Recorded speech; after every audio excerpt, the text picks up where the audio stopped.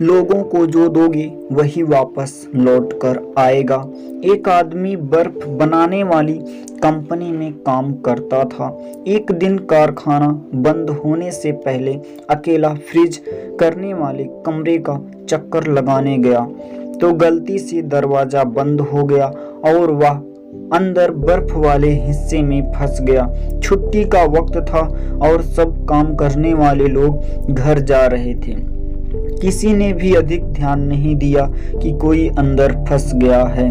वह समझ गया कि 2-3 घंटे बाद उसका शरीर बर्फ बन जाएगा।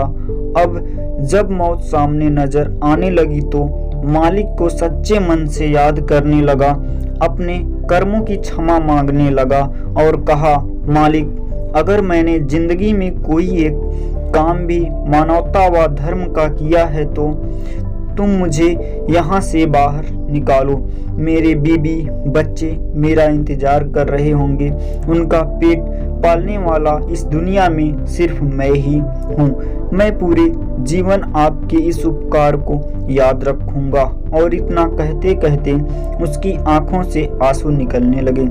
1 घंटा ही गुजरा था कि अचानक फ्रीजर रूम में खटखट की आवाज हुई।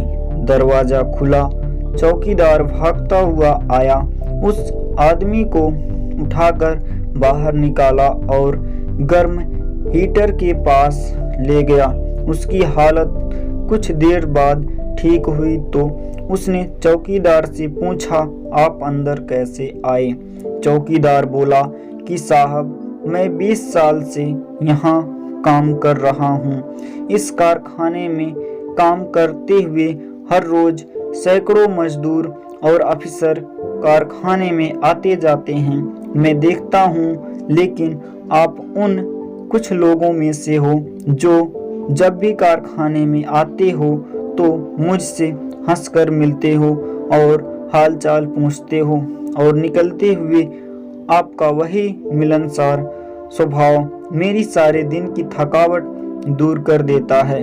जबकि अक्सर लोग मेरे पास से यूं गुजर जाते हैं कि जैसे मैं हूं ही नहीं।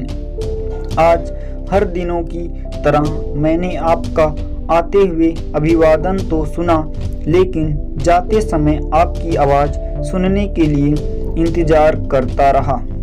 जब ज़्यादा देर हो गई तो मैं आपको तलाश करने चल पड़ा कि कहीं आप किसी मुश्किल में ना फंसे हों।